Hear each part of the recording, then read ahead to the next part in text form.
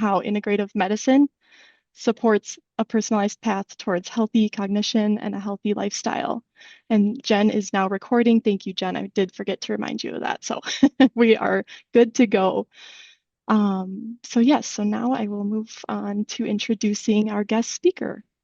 Um, so Dr. Rakel, David Rakel is a chair of the Department of Family Medicine and Community Health at the University of Wisconsin.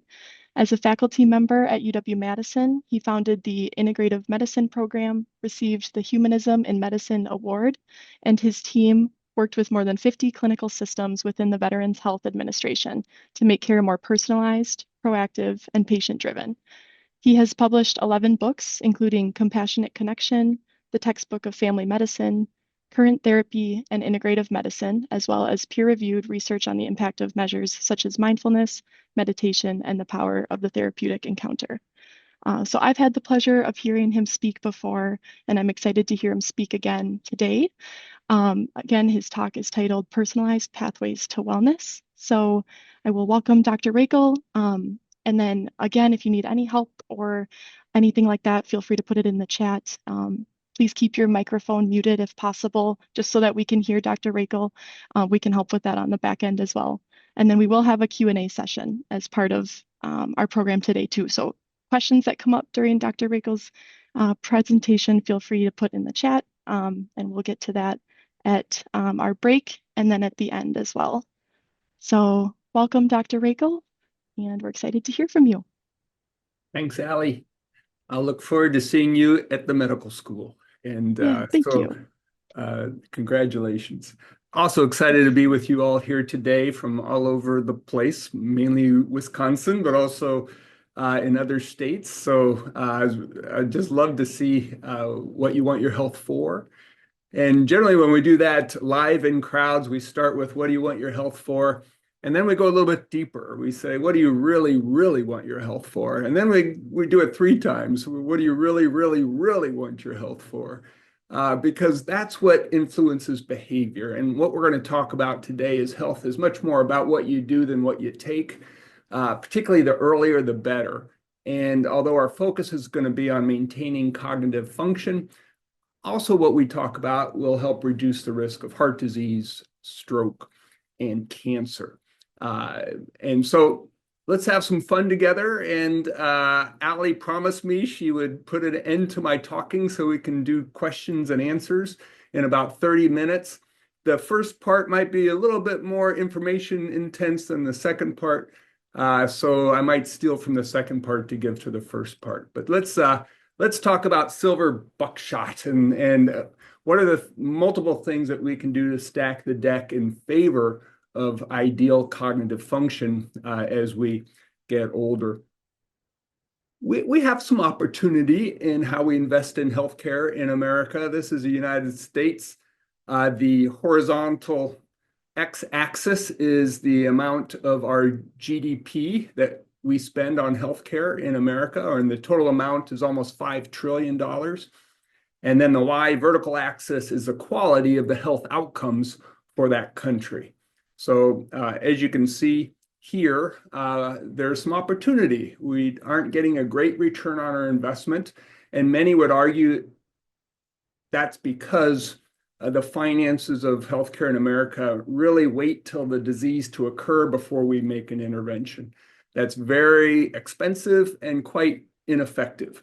So we really want to be here where we get a higher return, health return on investment for the money we put into it. So I start with this just to stress the importance of what we're going to talk about today, because our main goal is to keep all of us healthy, our communities healthy, so we need less things and less hospitalizations, less pharmaceuticals, less things. So part of that previous slide, the reason healthcare in America is so expensive is we've kind of created this hypnotic delusion of we'll have a silver bullet for everything.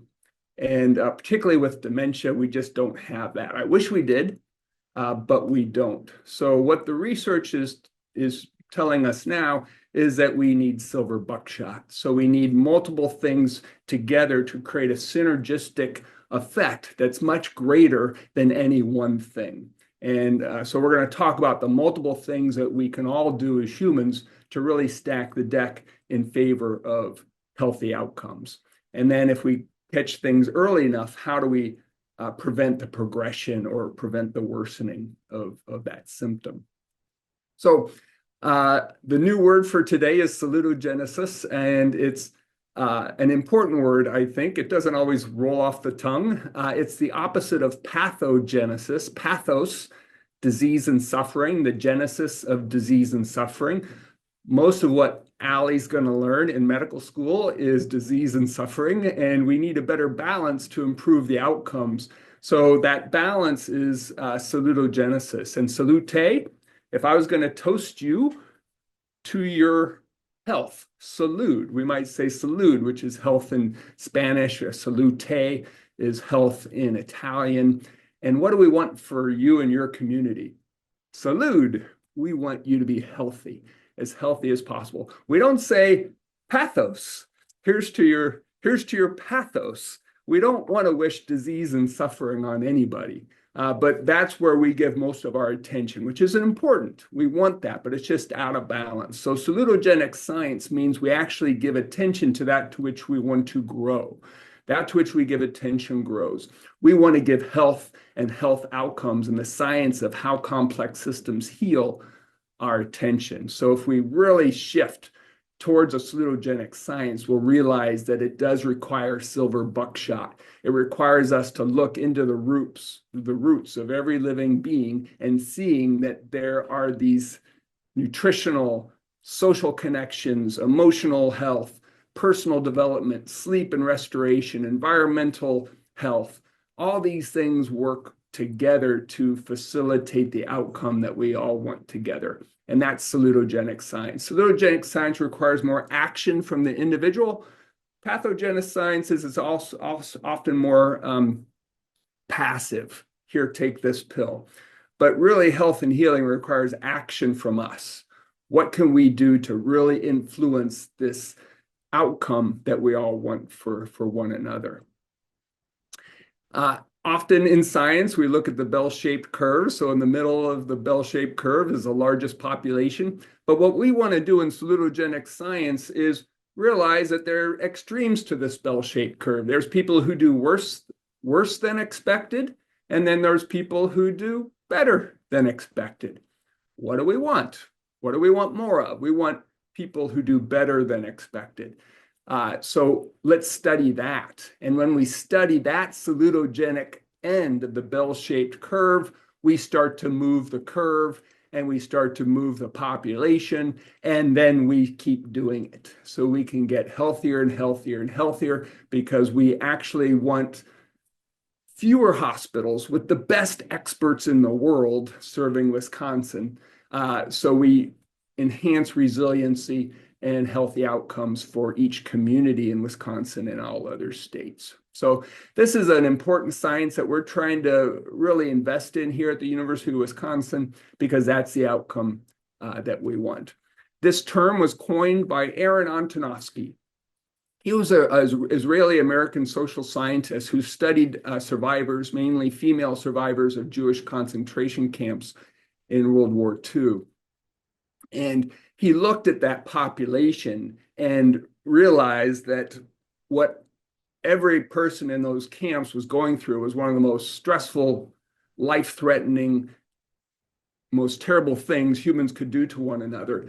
But he wanted to see who could get through that and still have a sense of purpose with health and resiliency. And he said, my fundamental philosophical assumption is that the river is a stream of life.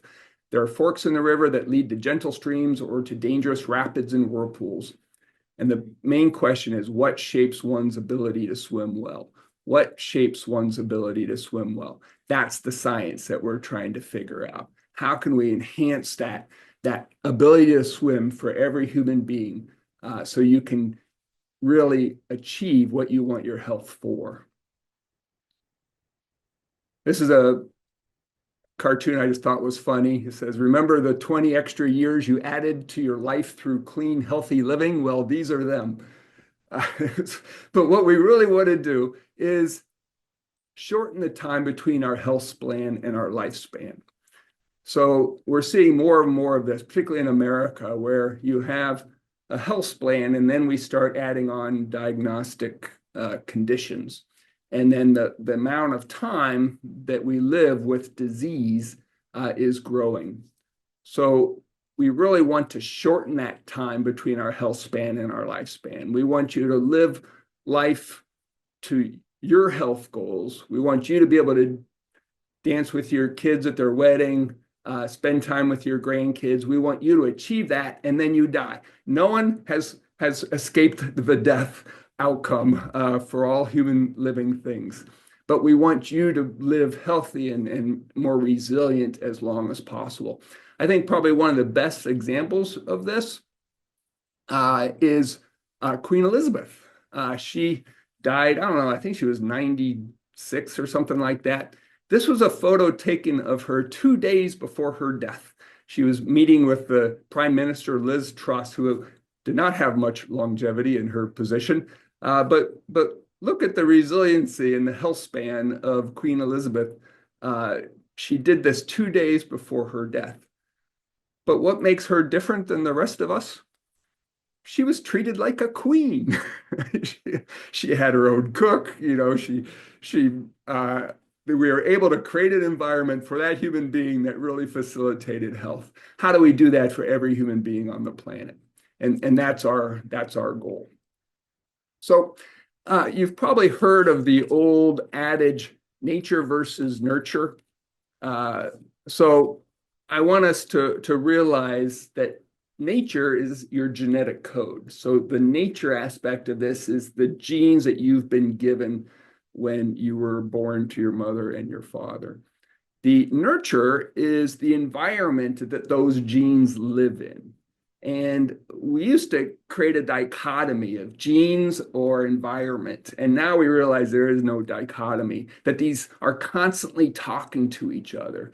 And so we have some wonderful science to show the power of this. This is a study published in a cardiology journal, Circulation. And what they looked at was this polygenic index. So that means looking at multiple genes that are associated with a very high risk of having a heart attack at a young age. And they took those polygenic indexes of a large population of people and looked at the group of people who had the highest genetic risk. So their nature increased their risk of having a heart attack at a young age. And then they looked at people who did these lifestyle 7, it's called the simple 7, don't smoke, maintain an optimal weight, have a good plant-forward nutrition, have regular movement of their body, have a well-controlled blood pressure, their cholesterol is low, and they have a normal blood sugar. And then they looked at those people who did the most of those things with the high genetic risk versus those who didn't do these things and had a high genetic risk. And those who did these 7 lifestyle factors with the high genetic risk lived 20 years longer, 20 years longer than those with the high genetic risk without doing these things.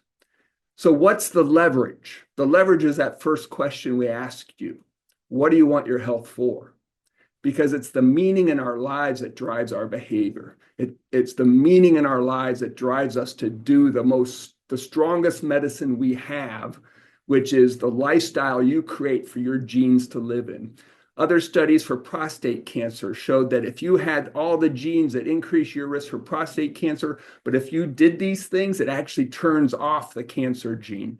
We have genes for dementia. There are some people who are at much higher genetic risk for dementia, but if you create a healthy soup for those genes to live in, you can actually turn those risky genes off. And this is a fascinating area of epigenetics. Epigenetics means what we do around our genes. What's the environment that we create that will actually influence a healthy phenotypic outcome for our genetic code? That means what proteins are created from our genetic code. We can actually influence that by what we do.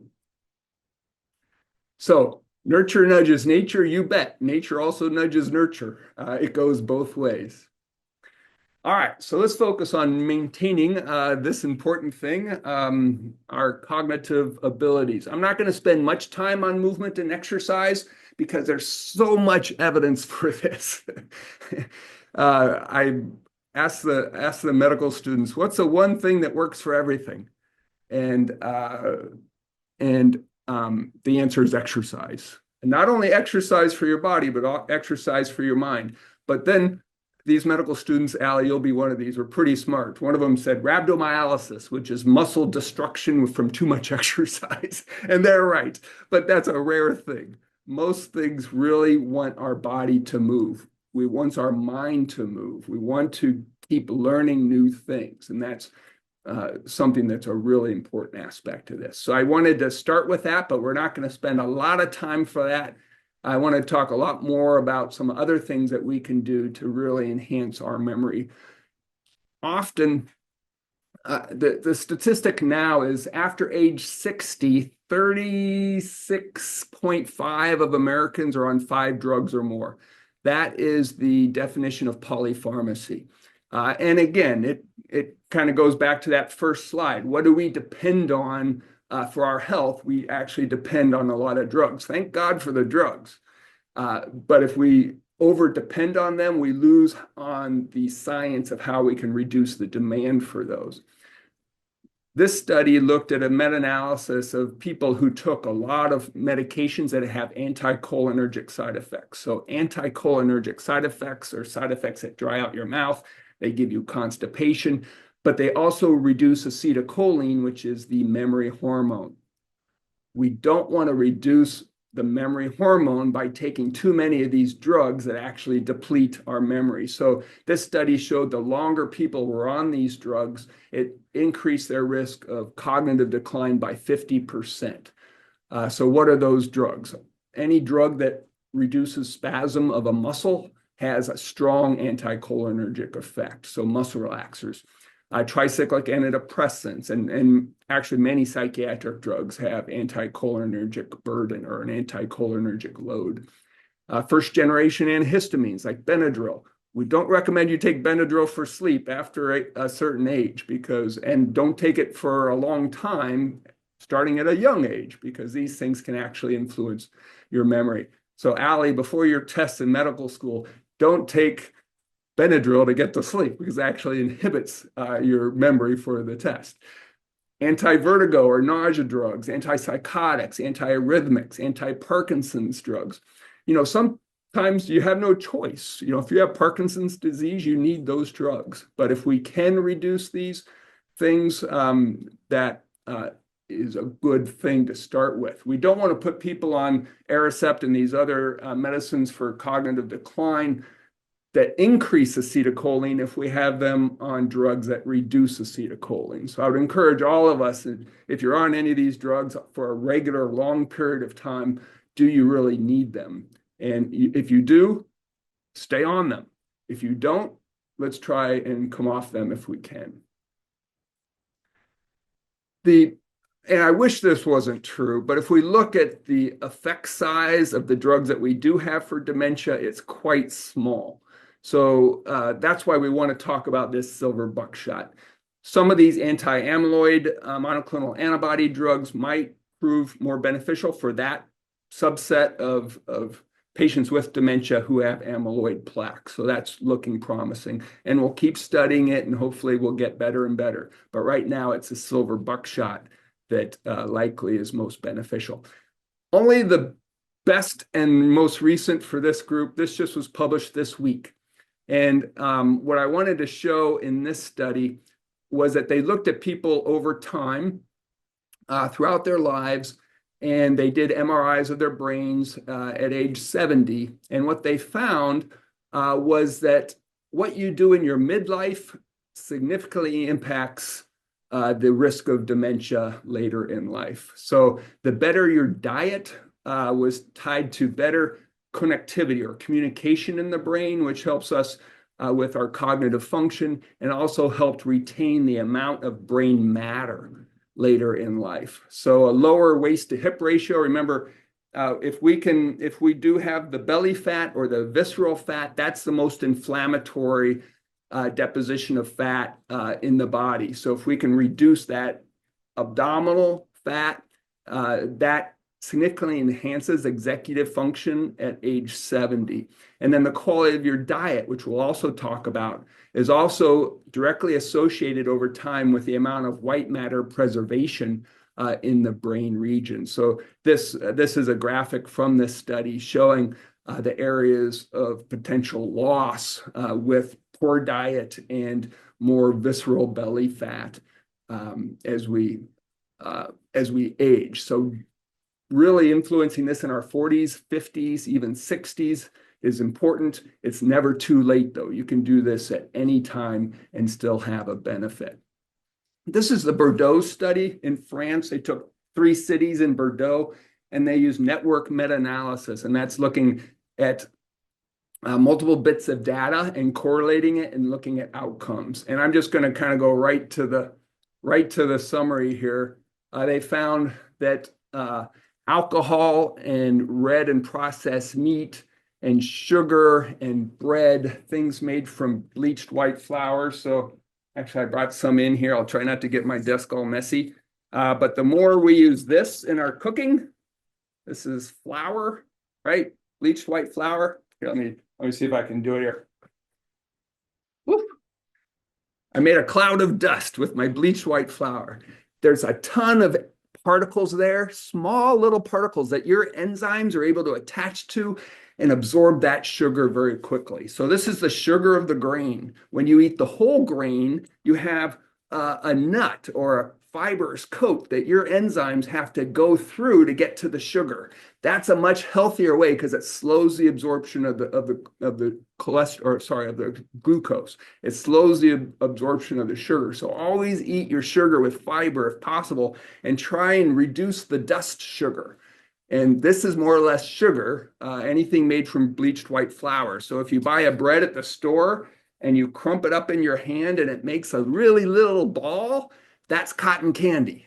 Okay, so the more fiber you have in your bread and you crunch it up and it's still a soft ball, that's fibrous bread. That's much more healthy than the cotton candy bread. So really be careful with the excessive sugar that we're eating in our diet these days because it triggers inflammation. The 3 most inflammatory food groups are sugar, excess sugar, red meat, and excessive dairy. I know we're in Wisconsin. I'm sorry. Moderation is the key.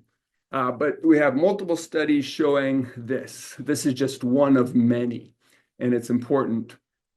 You've heard about the Mediterranean diet, this study, and this is for dementia risk, and these are associations. Most nutrition studies are associations. It's hard to show causality, but we have enough associations showing Mediterranean DASH type diet, which when you combine those, that's called the MIND diet. We have tremendous positive research showing that this makes a difference. This study showed that about more than 2 teaspoons or a half a tablespoon of olive oil was associated with a 28% reduced risk of dementia. So if you can replace the butter with olive oil or the ranch dressing with an olive oil-based dressing, that is a good thing. We like to say a handful of nuts, not a canful. This is the PREDIMED study. This is one of the biggest Mediterranean diet nutritional studies on the planet. A handful of nuts was associated with a 20% reduction in all risk of death, 29% reduction in heart disease, and a 39% reduction from kidney disease. I got my lunch. This is in my lunch every day. A handful, not a canful. Why not a canful? Because they grow trees, right? They're dense in energy. You're going to gain weight if you eat a canful. So a handful of mixed nuts a day is a great source of B vitamins, fiber, protein. So I encourage that in every human every day. Be careful with too much salt because that'll raise your blood pressure. All right, how about ultra-processed foods and dementia risk? This comes from the UK Biobank study. We're going to talk about that. A lot of these studies actually come from the UK Biobank. In the United Kingdom, they took a bunch of Brits and they followed them over time. They looked at their nutrition and then they did MRIs. I think it's the largest study of MRI data that we have on the planet. And they looked at the amount of intake of processed food. So what's a processed food? Processed food is usually a food you can't make in your kitchen with whole foods. A processed food has a ingredient list probably greater than half an inch. The shorter the ingredient list, the better. And if you can't understand what those foods or the ingredients are on the label, that's probably a processed food. Try and shop around the periphery of the grocery store. Most of the processed foods are in the middle of the grocery store. Don't hang out at the meat counter, hang out more in the fish counter, and then be careful with the processed meats and excessive dairy. But when people reduced or replaced processed foods with one apple a day, I got that too in my lunch right here. An apple a day keeps me away, and we want you to see the doctor less if possible. 34% reduction in dementia when they replace 20% of their foods from processed to whole foods. So this evidence is just growing more and more. So I try to make it easy for us. I like to show my patients this in my exam room. Try and get your protein more from the left of this graphic and less from the right. It's okay if you have a brat once a year at the Brat Fest here in Madison, but don't have one every week. The processed meats have ingredients in it that not only increase inflammation, they also significantly increase the risk of cancer.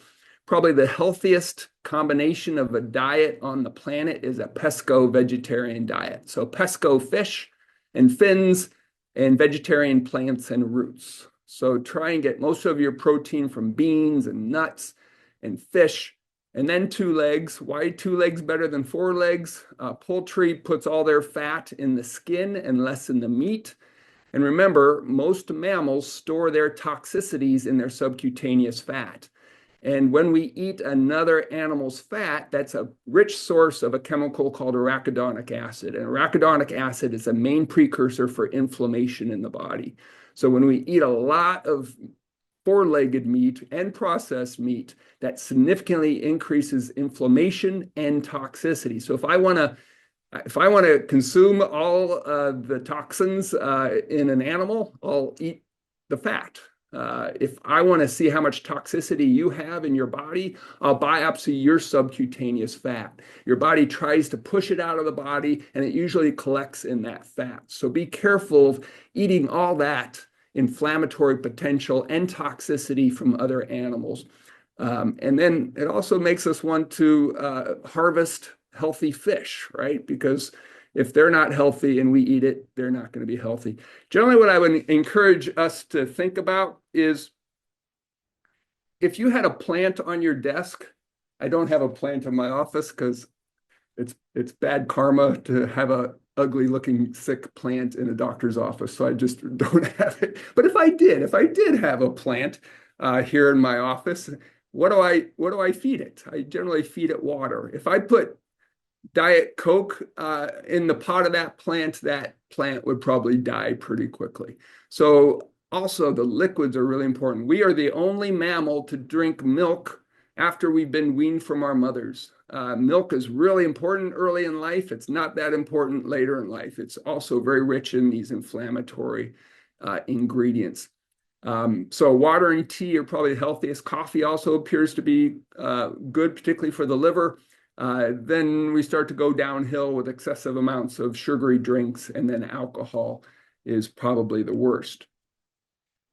So let's talk about alcohol. This again is from the UK Biobank, and what they looked at was the amount of white matter loss. So if you look at these 2 photos, this is a normal brain. This is the brain that happens with Alzheimer's disease. We start to lose the matter of the brain. And the most significant reduction in gray matter was after 2 units, right about here, 2 units of alcohol a day. 1 unit equaled about 10 milliliters of alcohol. So about 20 milliliters of a hard alcoholic drink is 1 drink a day, or 1 pint of beer. 1 pint of beer or less seem to not cause gray matter loss, but once you go over a pint of beer a day, that tissue loss of the brain significantly increased. And if you have 4 units a day, it really goes down. So alcohol is something we really want to avoid for preserving our memory. It's also something we want to avoid if we don't want cancer, heart disease. The evidence is a little bit mixed, but there's always a therapeutic dose. Excessive amounts of anything, even water, can really be bad for us. So remember the moderation mantra. But this evidence is really growing to show the potential dangers of excessive alcohol on the brain. All right, let's talk now about non-nutritive sweeteners. So in order to reduce the amount of sugary foods, our nutritional scientists, who always have human good intent in their lenses, but generally, every time we've tried to manipulate our nutrition for the health of humans, it's backfired. Trans fatty acids is an example. We tried to create a more stable polyunsaturated fat by partially hydrogenating the oil. That actually significantly increased the risk of heart disease with a higher consumption of trans fatty acids. Cross hybridization of wheat. We wanted to cure hunger by harvesting more wheat, and then we had to cross hybridize it to create a shorter, more dense, grainier wheat stock. But in doing that, we created more gluten innovative new proteins that our immune system wasn't used to. So it led to more gluten insensitivity. High fructose corn syrup. That also increased the risk of obesity in our kids because high fructose corn syrup doesn't make us feel full. So we can keep drinking that sugar as much as we want and we never feel full, but we do gain weight. So what nutritional science thought we should do is create these non-nutritive sweeteners. So these non-nutritive sweeteners allow 0 calorie, but they stimulate a sweetness receptor. And when we stimulate a sweetness receptor on our cell, it's trigger or fools the body into thinking we just ate, almost like the GLP-1 agonist. And when we trick the body into thinking we just ate something sweet with 0 calories, it still will release insulin. And if anybody was put on insulin, they'll realize usually the main side effect of when we put people on insulin is weight gain. So if people are consuming a lot of these non-nutritional sweeteners, it can increase insulin inappropriately, which then triggers weight gain. So if we have a 0 calorie water and a 0 calorie Diet Coke, you're going to gain more weight with the 0 calorie Diet Coke. That's been proven.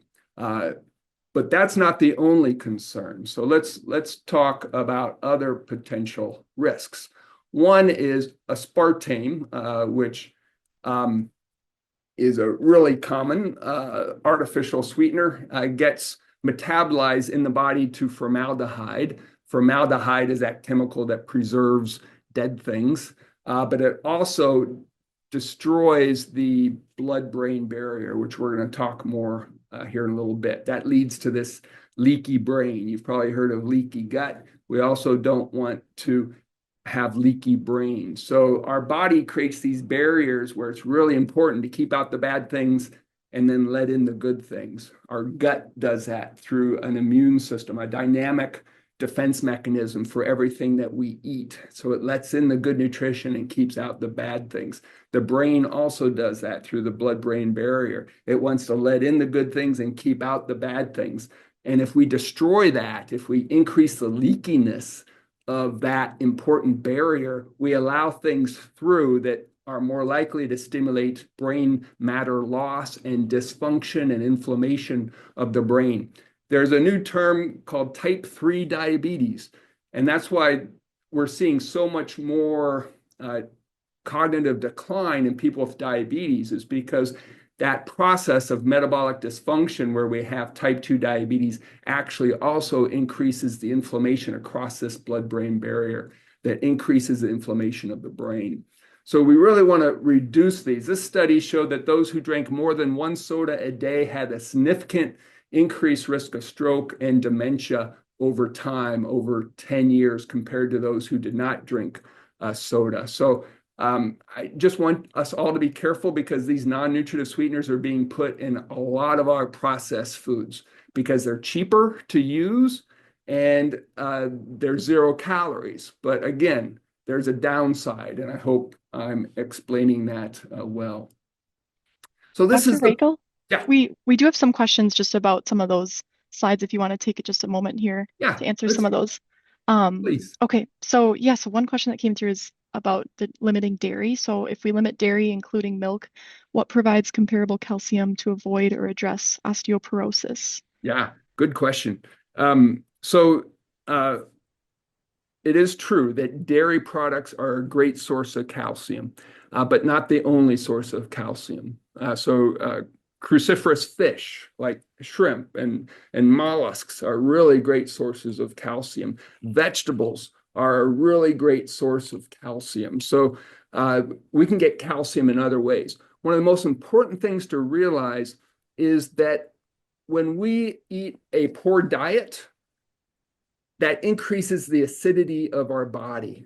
So when I drink a lot of soda pop, it has phosphoric acid. So that increases the acidity of my body. What does the body do to buffer that acidity? It takes from its largest buffer, and that's its bone. So the body steals from its bone to buffer a bad diet, and that actually enhances bone loss. So that's why this Mediterranean diet also is really important for your bone strength because we're not increasing acidity. We're actually reducing acidity. We're buffering the blood system so the body doesn't have to pull from the bone to lower the acidity from a bad diet. So that's really important. Also, don't forget that movement, weight-bearing exercises are really important. And it's not just axial, it's bending. So dance and go side to side. Bending the bones might be most important for stimulating new bone growth. And get your bone density checked. We have some great medications now that can be used for that. Yeah, and then also a follow-up, I guess, sort of to that is someone asked about would plant-based milk be okay? Their Um, doctor tells them to drink milk and yogurt a lot. Yeah. The nice thing about, that's what I do just after looking at all this. I have a high fiber cereal with blueberries and soy milk that's organic, but that has sugar, but actually less sugar than milk. So the other thing it doesn't have is all the insulin-like growth factor that are injected into some animals to increase their milk production. So that's something that increases metabolic dysfunction and can worsen diabetes. So the plant-based milks, I think, are good alternatives and also provide some healthier fat. Probably the healthiest fat is avocados. Guac is a good, healthy plant-based fat. Olives, another great, healthy plant-based fat. Another person in the chat posed a question about what would moderation mean? So what is a good, I guess, idea of moderation?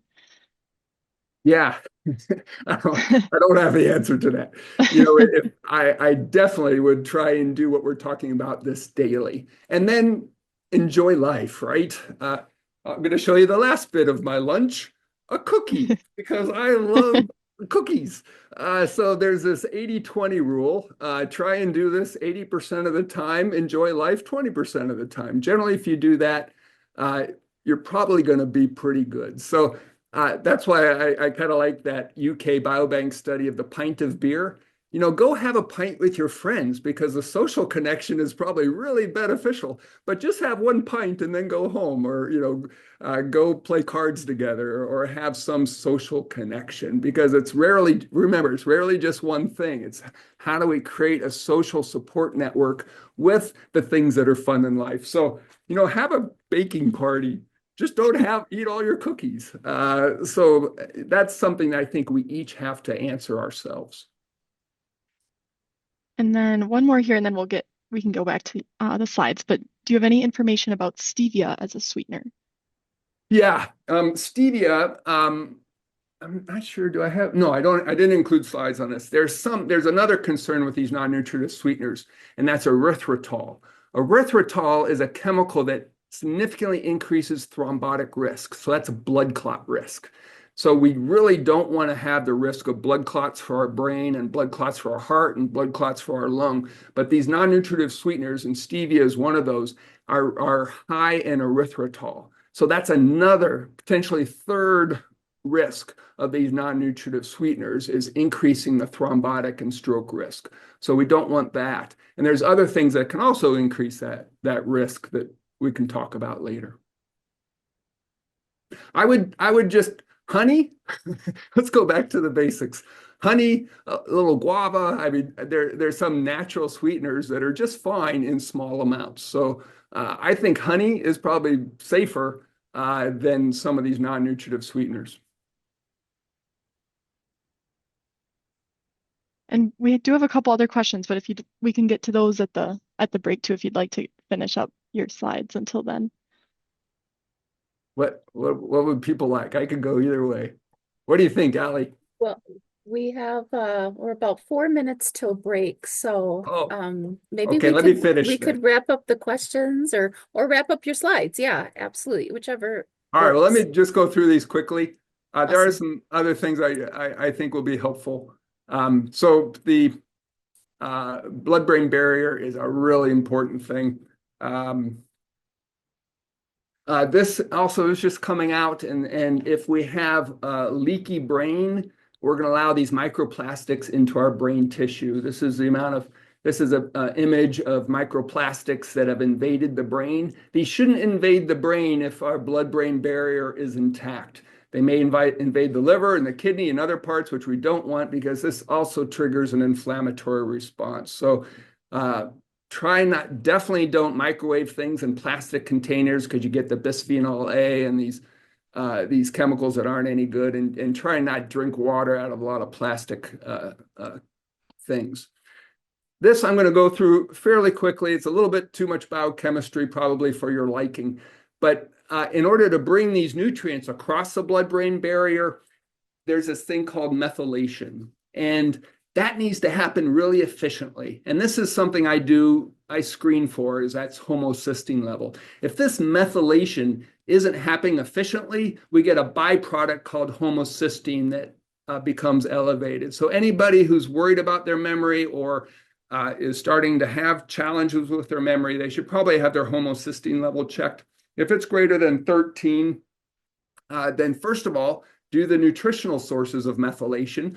Foliage, folate, which comes from foliage, green things, is a rich source of that. Nuts, fish, berries, beans, and olive oil. Sound familiar? All these things are in that Mediterranean type diet.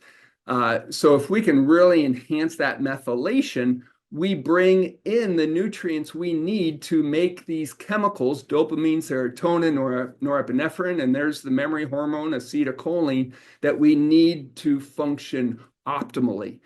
If some people have a defect called MTHFR genetic defect, which makes it hard to methylate, and those people really need to be supplemented with some B vitamins. Methylated folate, and it comes as 5-methylfolate, is something that also enhances the effect of antidepressants on mood. And then B12 and B6, you can get these from a handful of nuts a day. Great sources for these key ingredients that are needed for our brain to have the chemicals it needs to function. Intermittent fasting, I won't talk about this, but I would really encourage you to consider this time-restricted eating, which is over here. I won't talk about these others. The minimal amount is 12 hours of fasting in a day. So it's the easiest thing for my patients to do. Stop eating at 7, start eating at 7 p.m. and 7 a.m. When our body goes into ketosis, that stimulates a brain-derived neurotrophic factor. That's a protein that stimulates brain growth. And this is directly correlated with the intermittent fasting. The ideal amount is 16 hours a day. So shrinking the amount of eating time to 8 hours a day seems to be the optimal dose. This therapy has been around for thousands and thousands of years. It's probably the oldest therapeutic intervention known to humans, and it works. And then if we look at animal studies, here's a baboon who on the left was a standard American diet. We call it the SAD diet. On the right was calorie restriction. And you can see the difference in the baboons, and they were the same age. Let's talk a little bit about blood pressure. This is a meta-analysis, multiple studies looking at how well we control blood pressure and the risk of cognitive decline.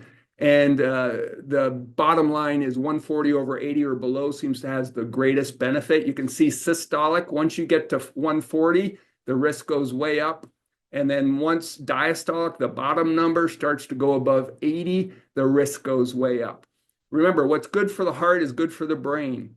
They have different ingredients towards healthy outcomes. And so generally trying to keep that blood pressure down is a really good thing.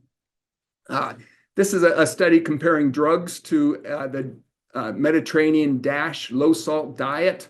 The DASH diet can lower the top number by 20 points and the bottom number by 8 points.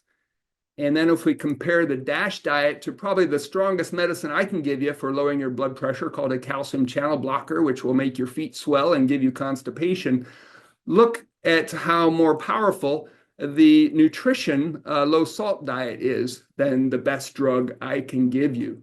What you do is much more powerful than what you take. How about what's the superfood to lower your blood pressure? And that's usually vegetables that are grown in the ground, which are rich in nitrates.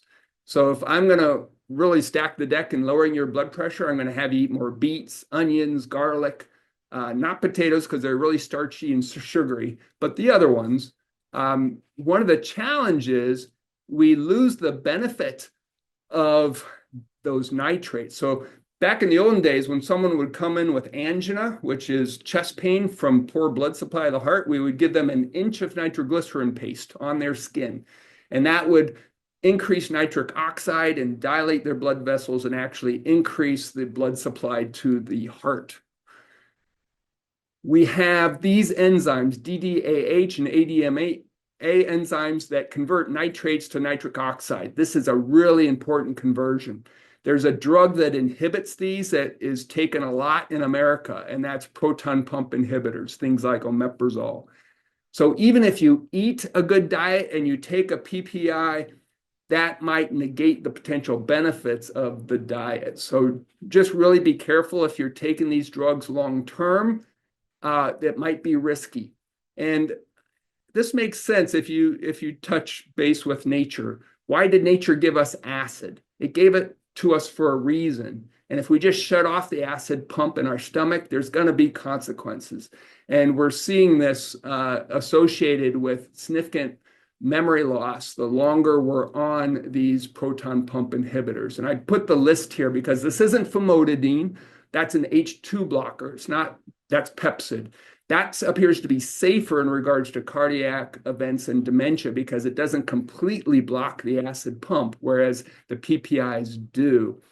And what we're seeing, this is the risk of heart disease in a large VA study, what we're seeing is that the longer people are on these drugs, the risk accumulates. And this is the risk of survival from heart disease. And part of the reason is our body uses this proton pump to create a acidic environment to protect the lining of our blood vessels. Remember, we want blood to the brain, we want blood to the heart, we want it to get there efficiently. And these lysosomes that are in our macrophages, which are the chimney sweeps of the lining of our blood vessels, create an acidic pot that dumps all the bad stuff in. So it destroys, it creates an acid pot that destroys all the plaque and the bacteria and the other things. And if we take a PPI, it actually turns that off. So we're turning off one of the self-defense mechanisms that our body needs to be healthy over time. So these are really hard things to get off of because when people go off of them, they get a rebound hyperacidity and they think they need to go back on it for the rest of their life. You need to stay off it for 2 to 3 weeks. That takes that long for your body to readapt. If you're still having reflux and heartburn after 2 to 3 weeks, then you should have an upper endoscopy and make sure that there's not something more serious going on. What are some of the nutritional deficiencies? The one I see the most is metformin, which we use for type 2 diabetes, and proton pump inhibitors. That really reduces the absorption of B vitamins, which are really needed for cognitive function. ACE inhibitors, angiotensin receptor blockers reduce zinc, which is important for immunity. Acetaminophen reduces glutathione, the strongest antioxidant in the body. So I just want you to be careful and aware of these, because so many people are on these drugs. We might need to supplement with some of these nutrients if we're on medications that inhibit the absorption.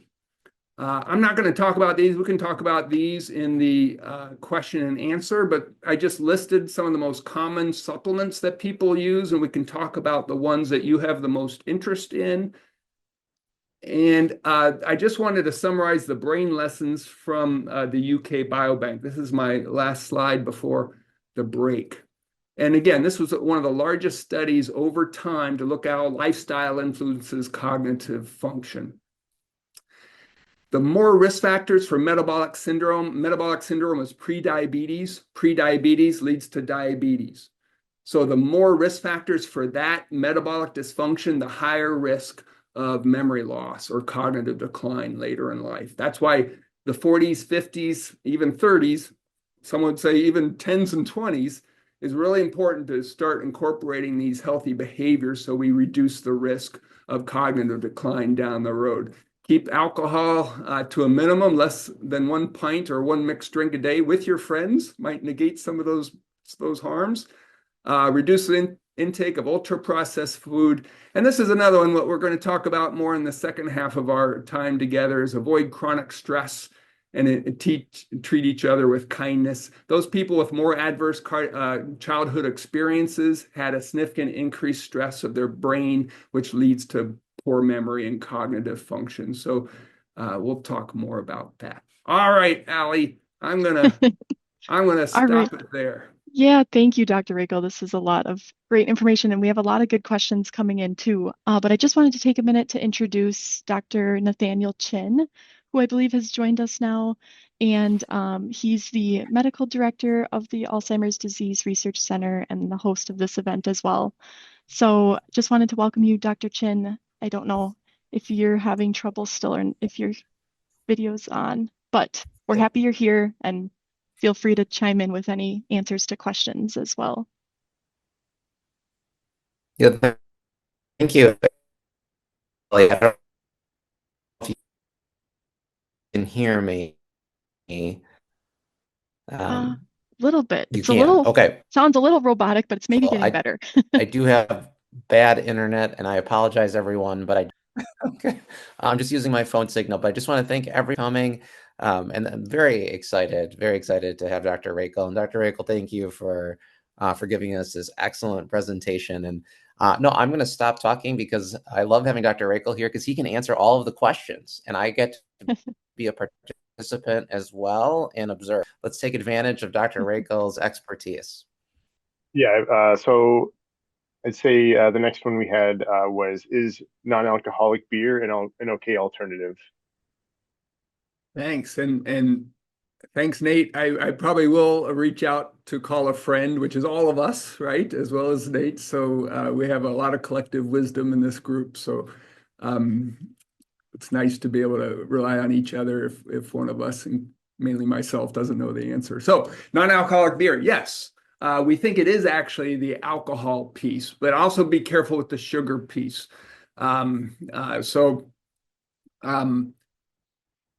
Non-alcoholic beer is probably better unless you have under that amount for your cognition over time. Also probably is better at reducing that risk of cancer. So yes, enjoy that.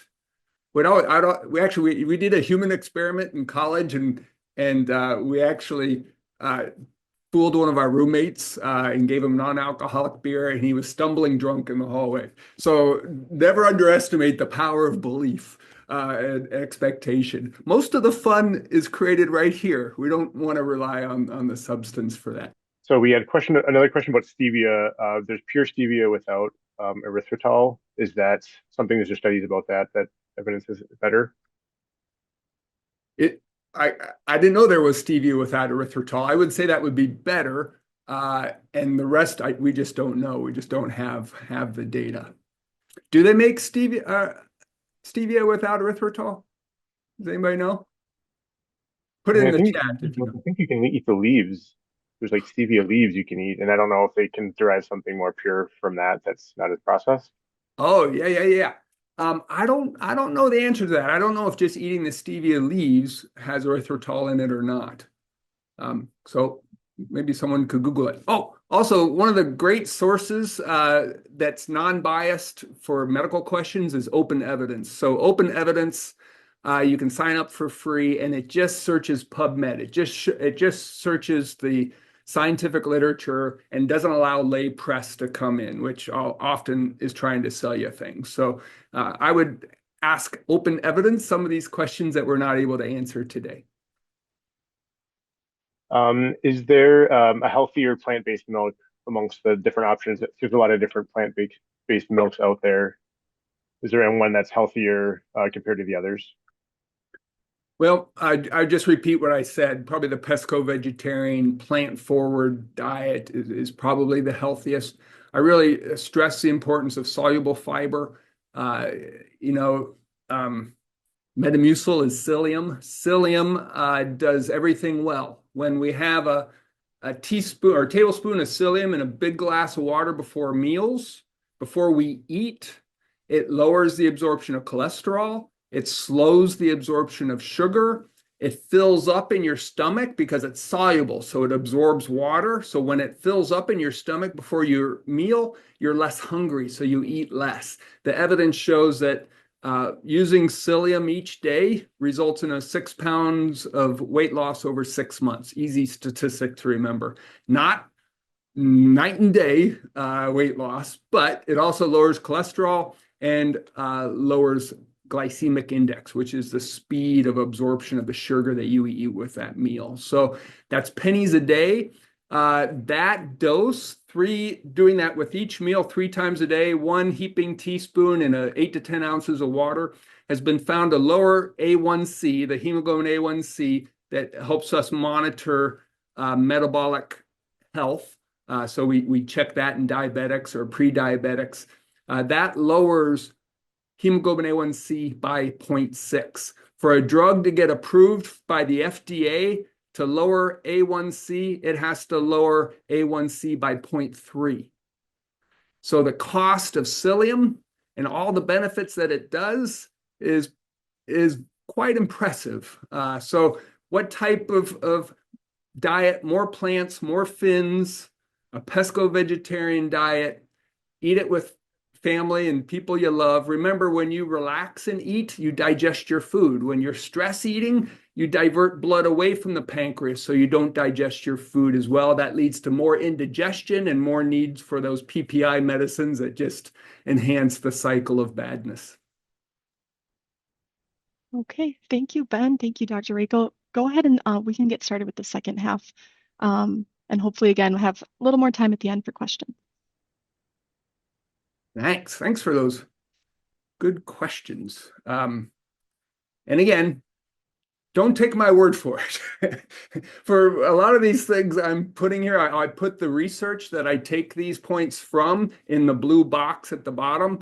So that don't take anybody's word for it. I always like to ask where people are making money. I'm paid by you. I'm paid by the state of Wisconsin. I don't take any money from any pharmaceutical or nutraceutical company.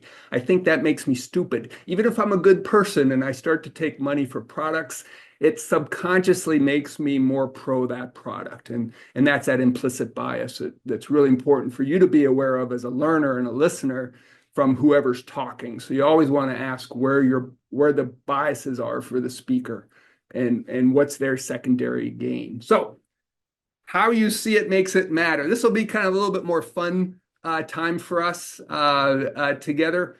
But the point I want to make is how you see it makes it matter. Everything starts with how we perceive things. So let's drop into this. Let's say I did have some adverse childhood experiences, and my stress is higher than most, and I start to see things in my environment as more stressful. That non-physical perception, I mean, this just blows my mind every time I think about it. A non-physical perception out of the ether goes into my brain, this computer of conditioning and being raised a certain way or having a connection with things that give us meaning and purpose. That actually then interprets that perception and creates a protein. And that protein is a neuropeptide. And that then stimulates these cascade of chemicals that if I'm stressed, if I increase my perception and it's stressful, I increase cortisol. What does cortisol do? It mobilizes sugar. So I have more fuel to fight and flee. So when I'm more stressed, I stimulate the autonomic nervous system, that part of our nervous system that doesn't need me to think about it. It just happens automatically. I stimulate that to increase the mobilization of sugar. So that sugar goes into my muscles so I can fight or run. That then leads to, if I'm just sitting on the couch and I'm stressed and I'm not actually pushing that sugar into my muscle, that then leads to this metabolic dysfunction that can lead to prediabetes, diabetes, heart disease, cancer. And then I'm sicker and I'm more stressed. That enhances the perception of stress.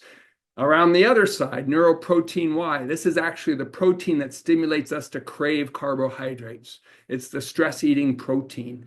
And everybody does it, right? It's a human thing. It's not right or wrong. It just happens, but we need to be aware of it. What am I feeding? Am I feeding hunger or am I feeding the stress or something else? So we have to pause and realize what's behind that behavior.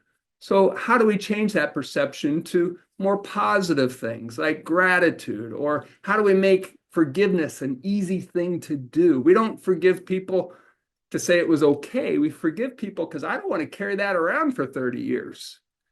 There's a lot of beautiful forgiveness quotes. I love them. Forgiveness is the scent of the rose that goes onto the heel that crushed it. Or Jack Kornfield said, forgiveness is giving up all hope of a better past. I love that one. as if you could change the past, right?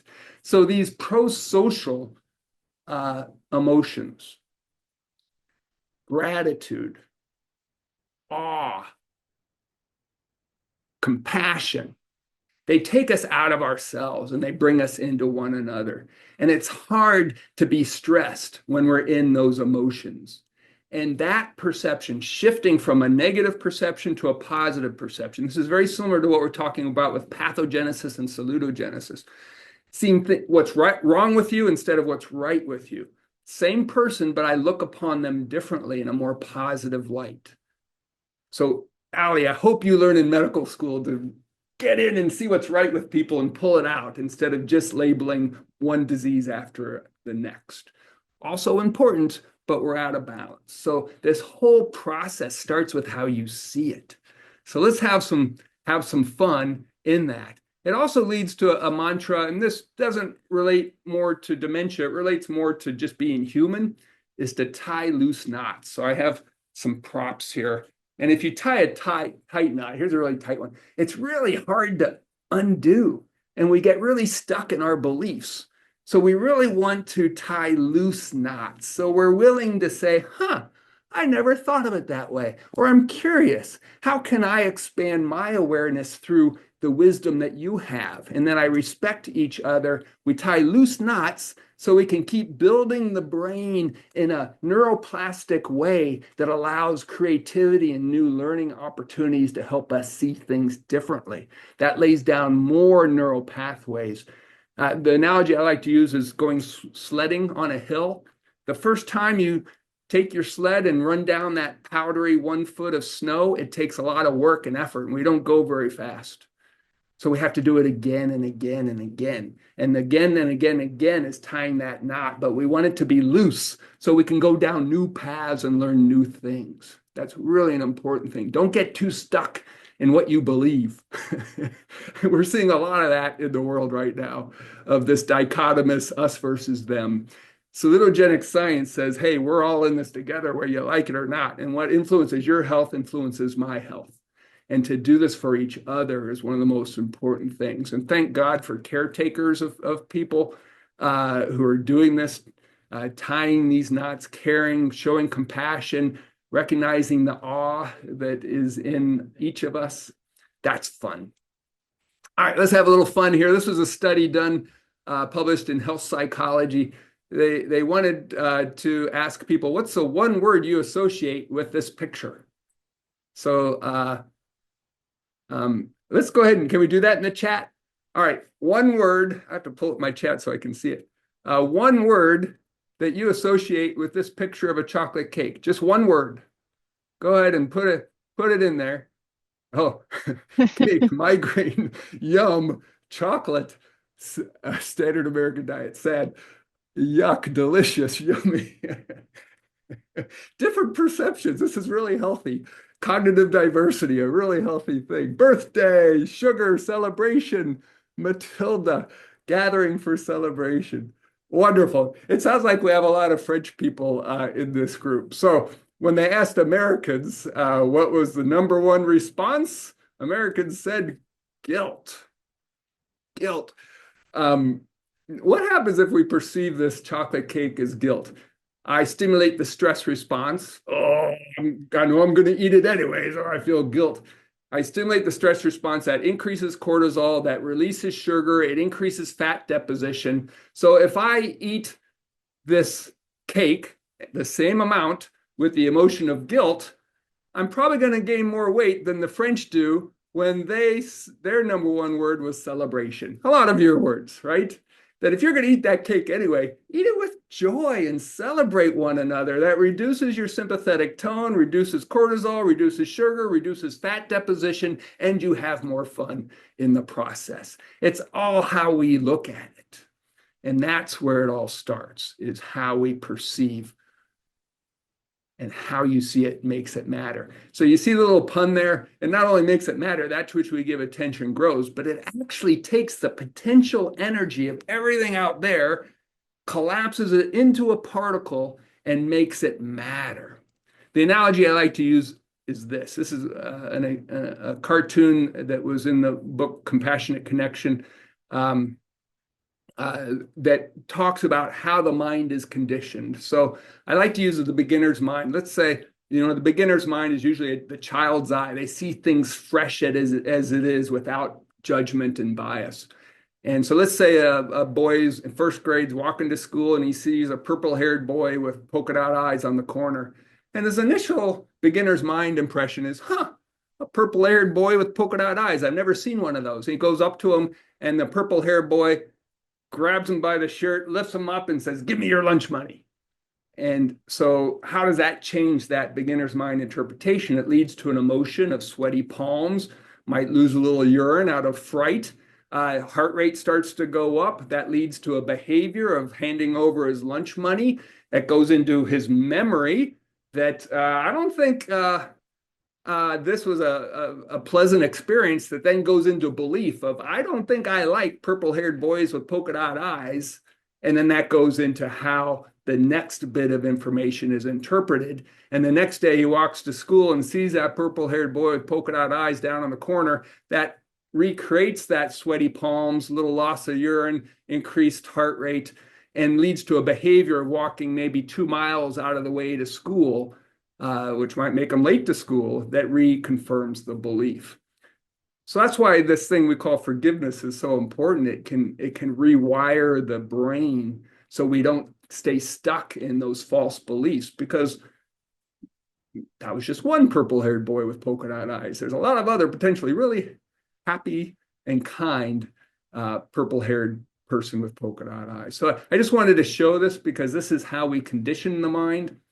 And it's an important thing to realize that everything, when we look at quantum mechanics, and if you want to blow your mind in regards to possibilities, study quantum mechanics. And I did that for a long time. I really wanted to figure it out, and it got really confusing to me. And it's how this potential wave of energy becomes a physical particle, and that transition requires us just to observe it. How we observe it actually collapses that potential energy into a physical particle.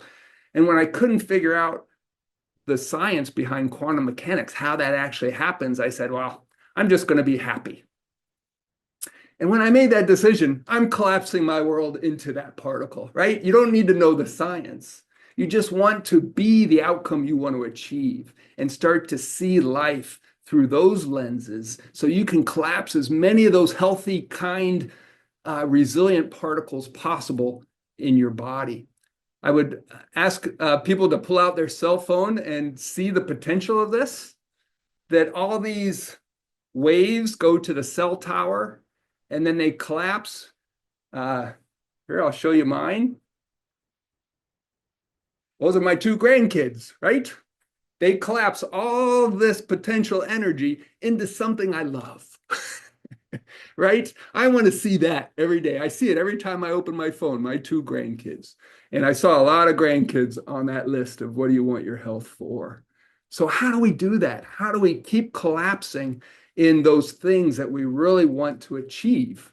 And when we see the potential of this, we can do this in a good way and a bad way. If you're raising kids and you want to actually create some pathology, create a perception that your kid won't amount to anything, right? That reduces hope. It collapses their potential into a negative, disease-prone protein. Versus if you are always loving and kind and say, I believe in you, it gives you hope. And that belief, that way of perceiving the people we love in our life actually matters. It actually creates matter, which isn't that cool? The simple thing of perceiving things in a different way can actually change how we create matter in our bodies and in the world, which is just excites me, particularly in this day and age. All right, this is a study of rats, newborn rats. Half of the group was separated from their mother. That was the low licking group. The other group was kept with the mother, where the rat mother licked the rat pup. And then, unfortunately, they had to dissect the brains of not kind, but that's what they had to do. They had to dissect the brains of the rats. And those who were highly licked had many more of the growth of the brain tissue, these dendrites, which are the nerves that consists of the brain. So I don't want you to go home and lick your kids or your grandkids or your spouse, but I do want you to realize that the more love we give one another, the more the brain develops. And that's where these pro-social emotions really are important. And, why are so many songs and poems written about it, right? That love thing. It's got to be good. All right. Whoops, sorry. I hit my scroll bar, which got me going here a little bit. All right, I got to go back. Okay, here we are. This is a study comparing for anxiety, mindfulness meditation versus a drug called escitalopram that we use for anxiety and depression. A good drug. We use it all the time in primary care. Versus mindfulness training. Mindfulness training is being in the present moment on purpose without judgment. That's the hard part, without judgment. But dropping into the present moment on purpose, you do this intentionally, without judgment. So you drop into the beginner's mind, just like that first day of school for that first grader that we used in our example. And what the blue and the red percentages are is how many people continue to practice or take the medicine. So that the blue is a mindfulness. Only 28% actually practice mindfulness at the end of the 2-year study, whereas almost half of the people continued to take the drug, but the outcomes were the same. What are the side effects of escitalopram? Well, they can, particularly in the elderly, they can cause little microbleeds in the brain. It actually inhibits platelets function in the brain, and the research shows that it can actually increase the risk of bleeding. Also inhibits orgasm. Who wants that? Who wants to inhibit orgasm? So there's more side effects to escitalopram than there is in mindfulness. And I would also argue that when you learn mindfulness, when you learn to perceive things without judgment and through the beginner's mind, that helps everything. And it reduces the amount of drugs that we need. So this process of taking a mindfulness course, if your world is perceived as real anxious, I highly recommend it. Usually you need 8 weeks of training, but you don't need to keep practicing it. because the benefit may actually come in the insight or that aha moment of, I am not my thoughts. I can control my thoughts and I can drop into that. So this is a really important, this is a fun little example I like to use. If you look at this, you might see some movement. And the closer you get, the more movement sometimes there is. But now I want you just to focus on one almond. Just one. Just focus your eye on one almond.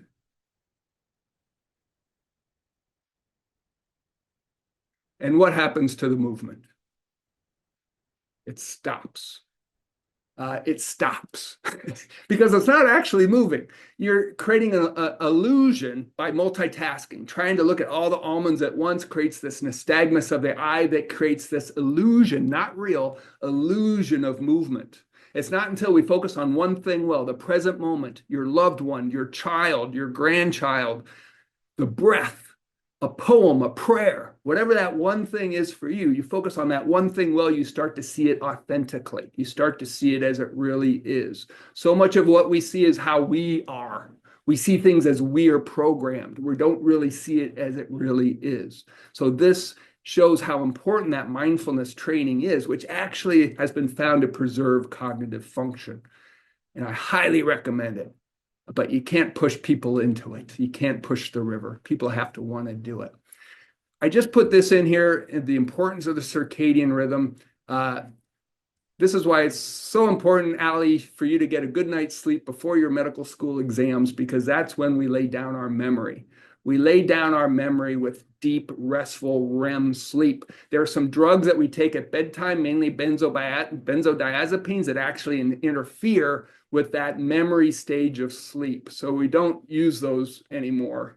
Some people have a hard time getting off of them, but you don't want to use Valium or lorazepam to get to sleep, because even though it'll help you get to sleep, it destroys the quality and the memory producing process of sleep. So be careful with those drugs as well. Our body makes the most melatonin when it's dark. So try and avoid screens right before bed. Have as dark of an environment as possible and cool it down. The body makes more melatonin the cooler it is. Wrap up in your blanket, try and lower the temperature of the room. Remember, serotonin, the hormone that we use to treat depression, gets metabolized into melatonin. That's why with depression, the first thing to go is your sleep cycle. The first thing to improve with treatment is your sleep cycle. So that's one of the most important questions we have for people with depression is, how's your sleep? Is your sleep getting better? And remember, exercise. A lot of these non-pharmaceutical treatments work just as good as the pharmaceutical treatment, but it requires you to do things rather than just a passive taking of a pill. Which again, I don't want to say that's bad. Thank God for that, right? That's not a bad thing. We, for salutogenic science, just want to do all we can to reduce the need of that down the road. All right. Optimism and gratitude seem to add 7.5 years of additional life. I love this mantra, giving life to life. That's salutogenic science. How do we give life to life? You do this for each other. You do this for your loved ones.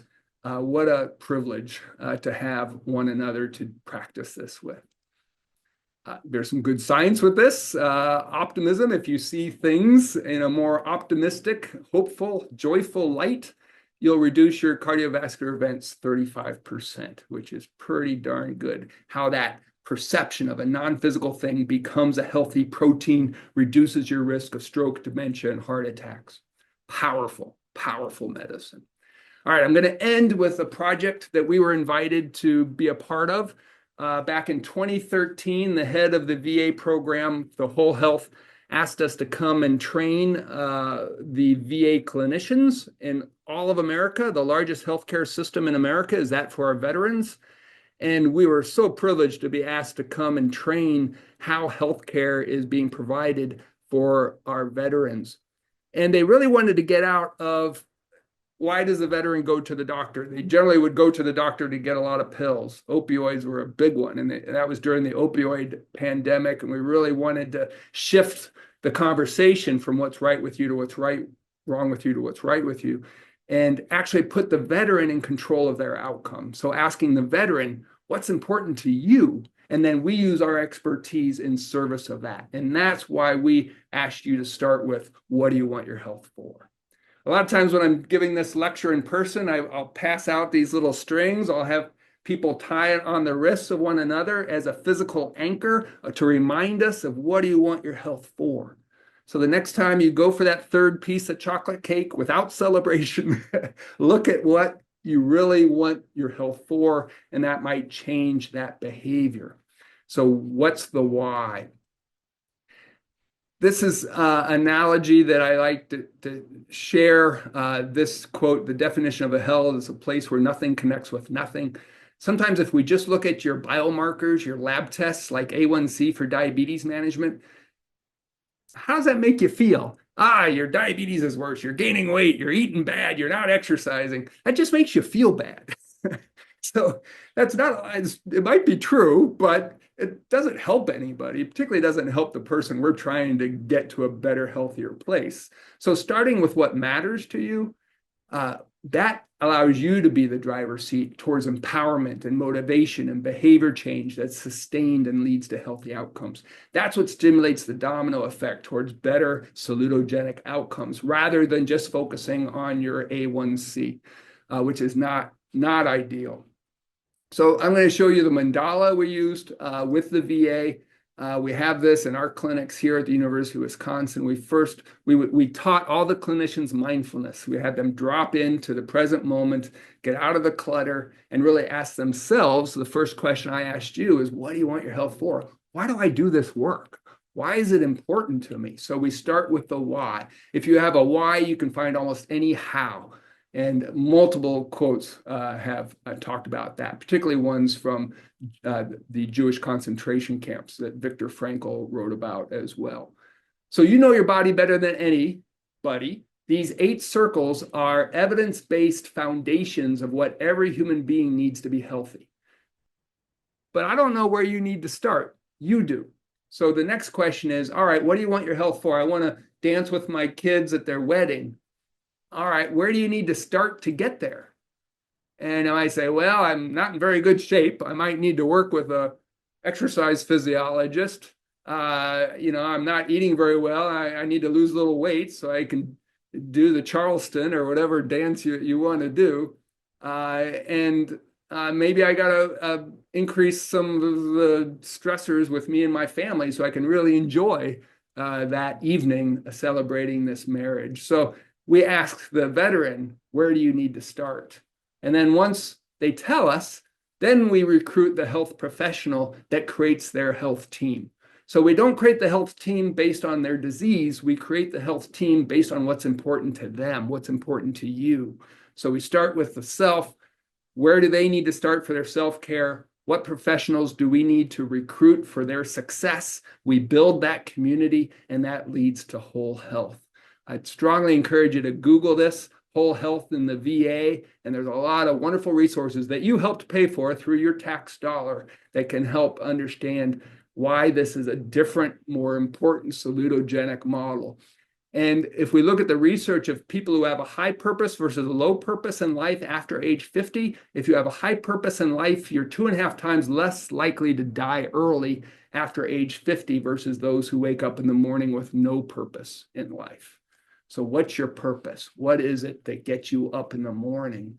When we looked at pharmaceutical costs, when we incorporated this whole health model for some of the clinics in the VA, and then we used the ones who didn't adopt it, they're pretty good numbers, 77,000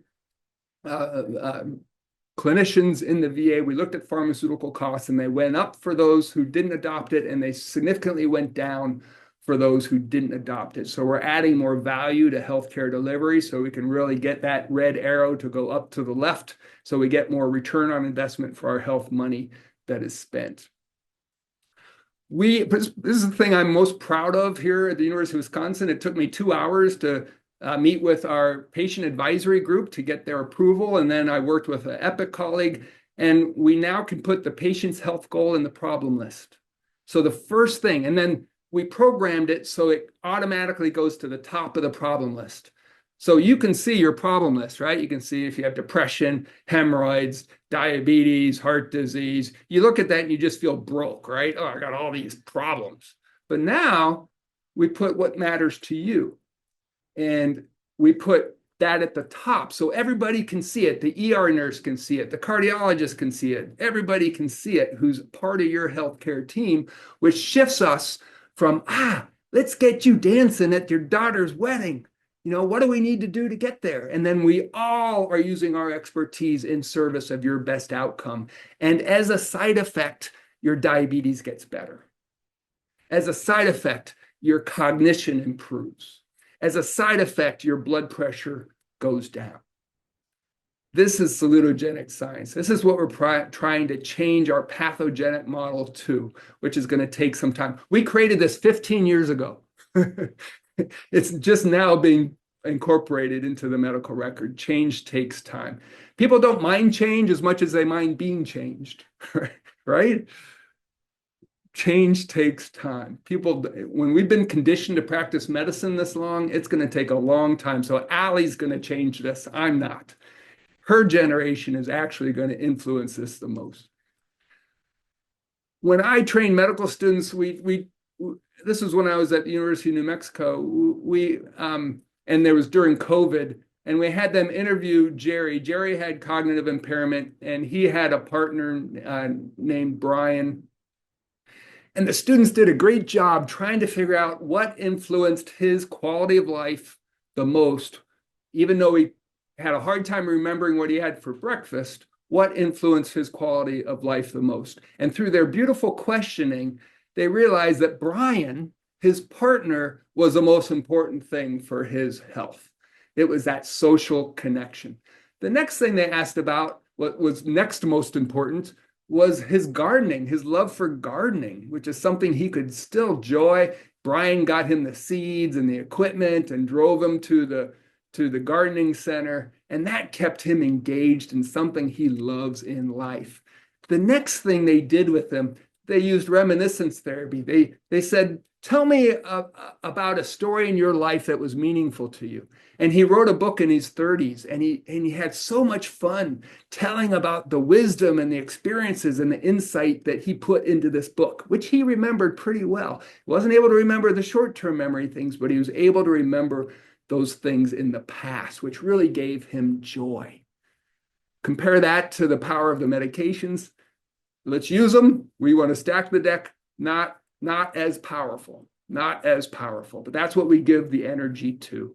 So I want to end with some meaning anchors, and this is something I love to do. I had a patient, let me tell you this story. He had alcoholism, and he got off the alcohol, and he replaced the alcohol with food, and he became diabetic. And I asked him, and we wanted to really get him to do all he could to ask what he wants his health for and dive into some nutritional changes, exercise more. And I said, how'd you get off the alcohol? And that's a hard thing to get off of.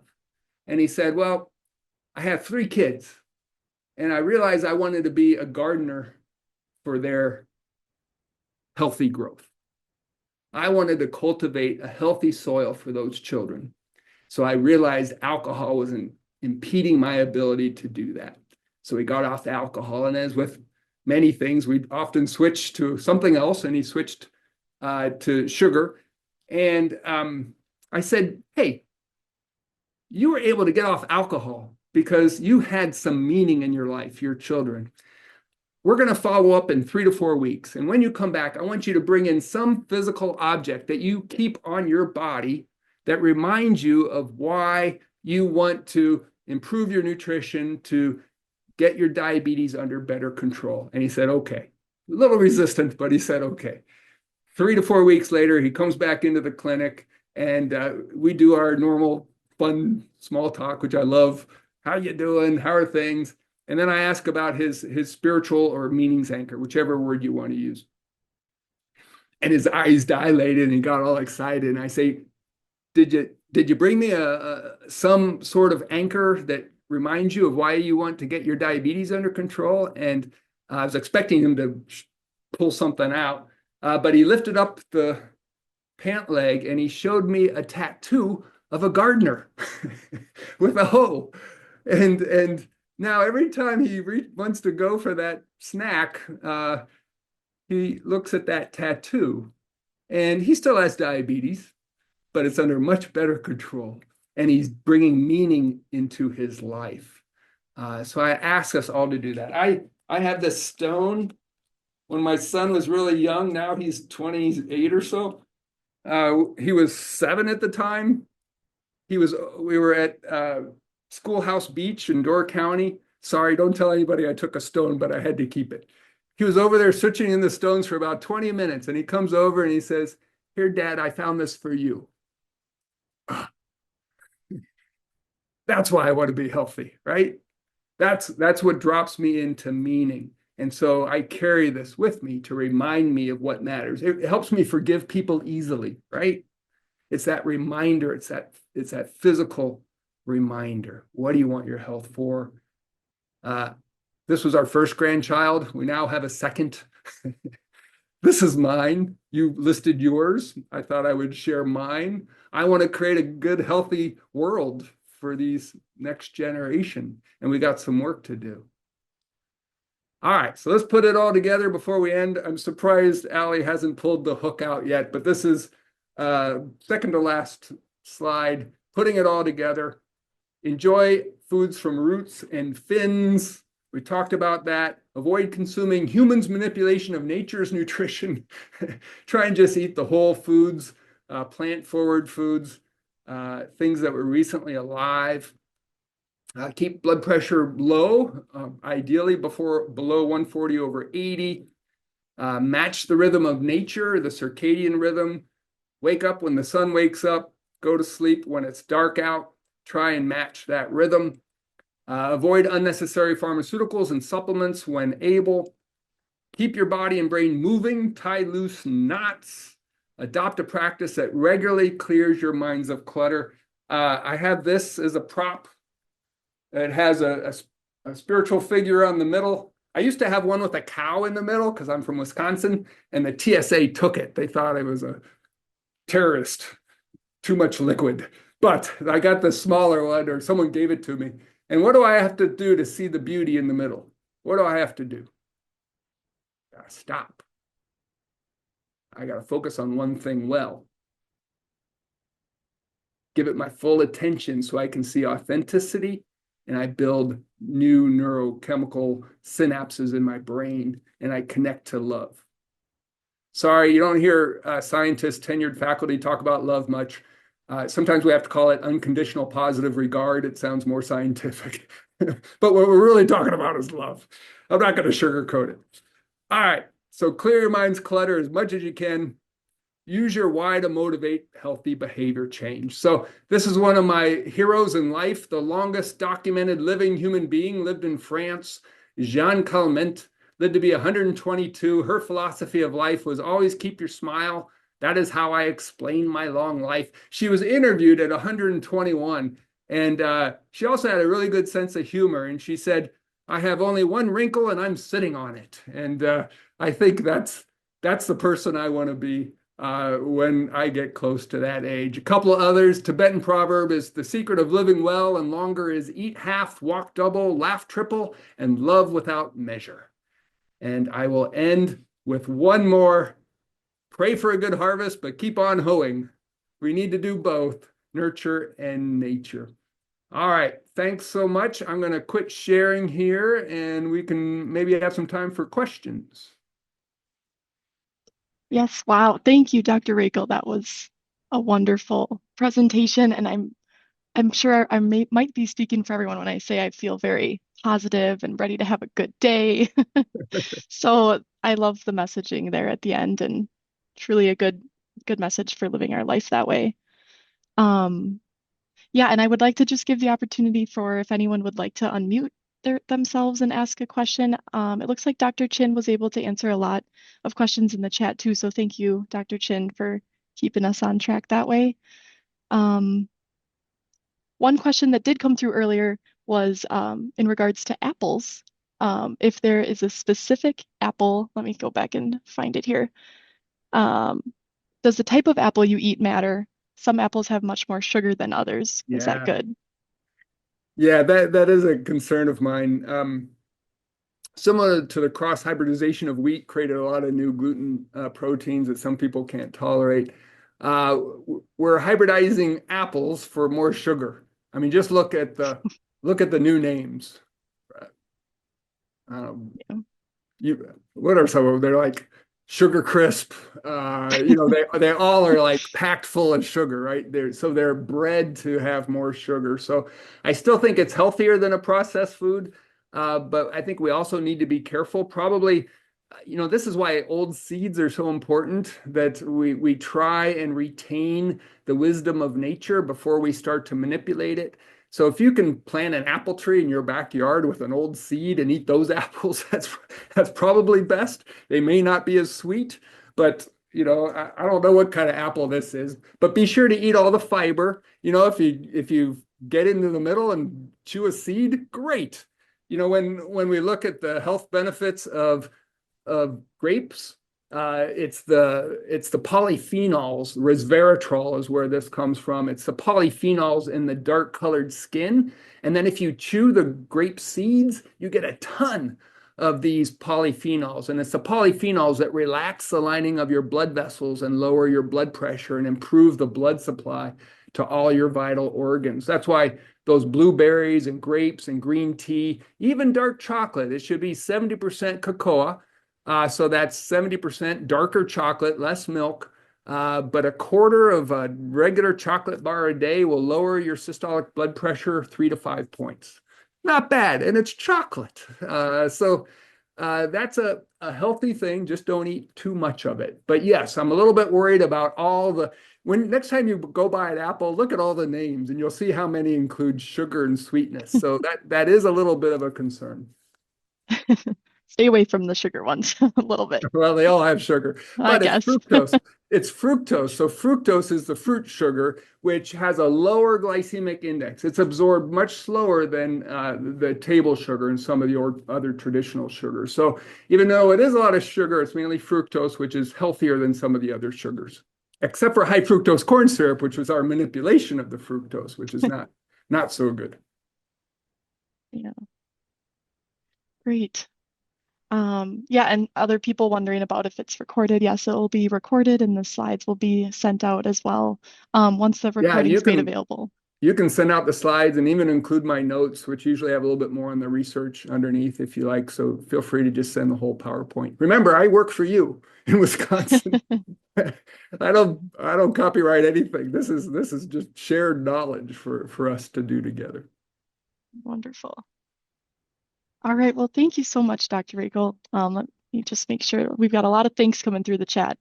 And we do have a couple post slides and other information to just finalize our program today. So I will go through that quickly because I know we're approaching 11:30, but just wanted to thank you again.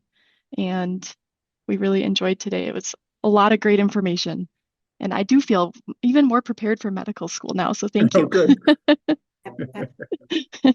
Oh, did someone have a question I hear? Oh, go ahead. Yep. Hi there. Thank you, Dr. Rakel, for your talk. I did the 23andMe test, and I have the epsilon 4 variant APOE gene. My mother did have autopsy-confirmed Alzheimer's. Do I need to do anything beside what you recommended? Like, should I get further testing? So that's a great example of the proper use of some of these genetic tests. You could be in two camps. Number one is we should all be doing this, right? But with your higher risk of those genetic risks, these genes that are more associated with cognitive decline, it's really important for you to do them because those behaviors actually epigenetically influence the chance of that gene being expressed. So again, silver buckshot, all these things are important. I would get your homocysteine level checked. I'd check your A1C because we want to really enhance your metabolic function. I would check your cholesterol and your lipoprotein little a to make sure that you have your cardiovascular risk all in touch. And then I would do if you're on any of those medications we talked, I'd also check your B vitamins, which are easy things to check. I might check your vitamin D level in Wisconsin during the winter time. But remember, vitamin D, all the vitamins kind of lost their evidence over time. Vitamin E, vitamin C, vitamin D is kind of going in the same path. It's not until levels get below 20 that we start to see physical health consequences. So if your level's below 20, then it's really important to supplement. If it's 20, normal on the lab test is 30 or above. You also really don't want to get up into the hundreds or above 80 because too much vitamin D can be bad as well. So there's a therapeutic window there. So these medications can guide us in that aspect.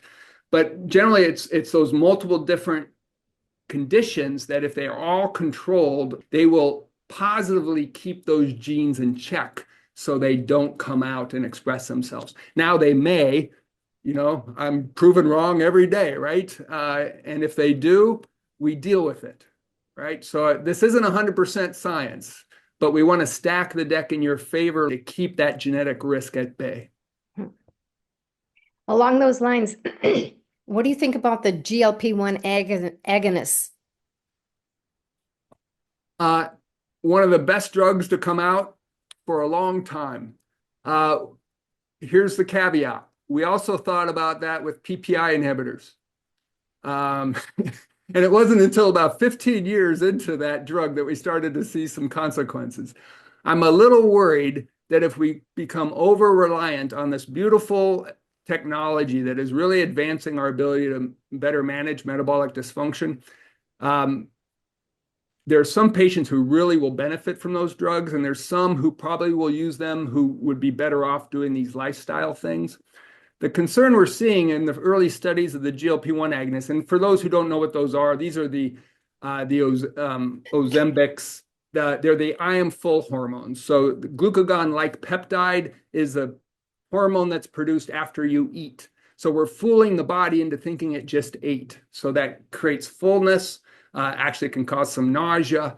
So that results in up to 20% weight loss, which is pretty significant. But if we look at the yo-yo effects of weight loss, people who gain and lose and gain and lose. So let's say people stay on, use them, then go off and use them and go off. That yo-yo effect has been shown to increase the risk of death by about 8% versus if you just stay at the weight. So there is some concern with the yo-yo effect that we're seeing with these drugs. So number one, really good drugs. Number two, history should teach us to be a little cautious.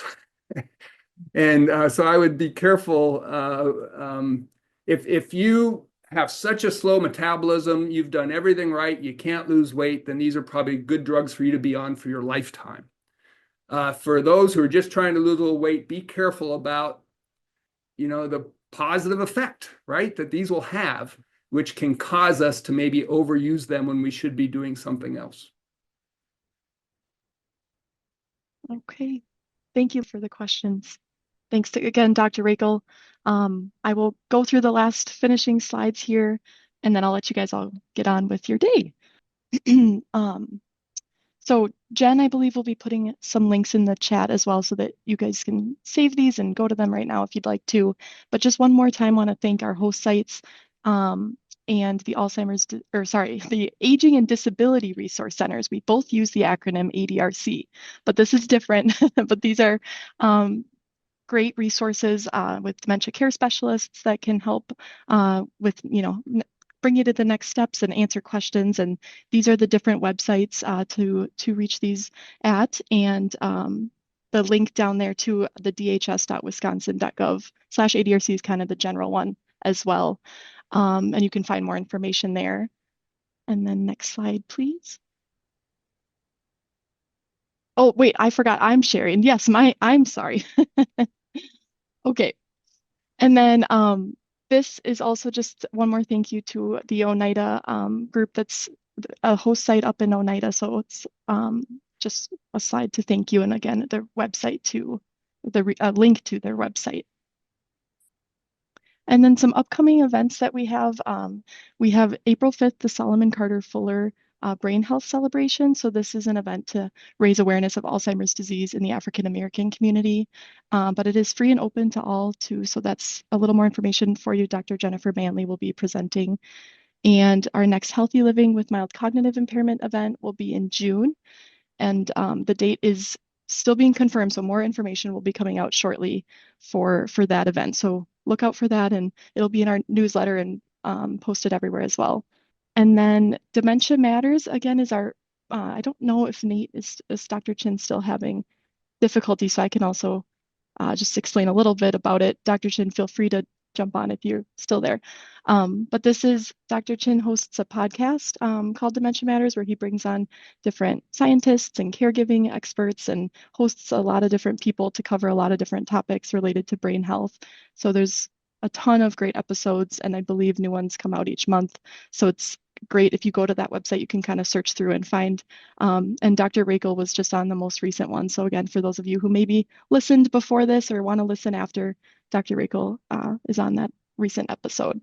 And then we have our e-newsletter. So this is called Headlines, and it comes out monthly, and it will just be another great way to stay up to date with things going on here at our center and kind of larger in the field as well.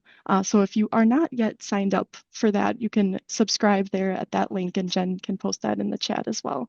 And if you are interested in research participation, some of you may already be participating, so thank you for that. If you are not, this is one place you can go and find some of our open studies available and sign up to be a part of our recruitment registry, which would then allow us to contact you for our many different studies that go on here at the center. Okay, and then that brings us to the end of today's event. So if you would be able to fill out, so you can just kind of take your phone and go to the camera and scan this QR code, or you can also receive the survey after. You'll get it emailed as well. But just to provide any feedback that you'd like from today or would like to see going forward. And I'll give people a couple minutes to do that. But again, just want to thank everyone. Thank you for your time. Thank you, Dr. Rakel, again, and for Jen and Ben, and Dr. Chin for helping me also facilitate my first time. Nice job, Allie. Thank you. You did a wonderful job, Allie and Dr. Rakel. Thank you so, so much. This was such a great presentation. And I'm just gonna see if Nate is able to, if his internet is at all capable of saying, thanks for coming. Thanks for answering the questions, Nate. Yeah, you guys really put him to work today. Thank you. Yeah, I think his internet is just so, it's just a stinker. So he says, haha. Yeah. Thank you, everyone. All right. Everybody, thank you for spending your Friday morning with us today. We are so glad that you came. And we will have our next program in June. Stay tuned. We're still firming up that speaker. But until then, take care of yourselves, stay well, and have a wonderful weekend.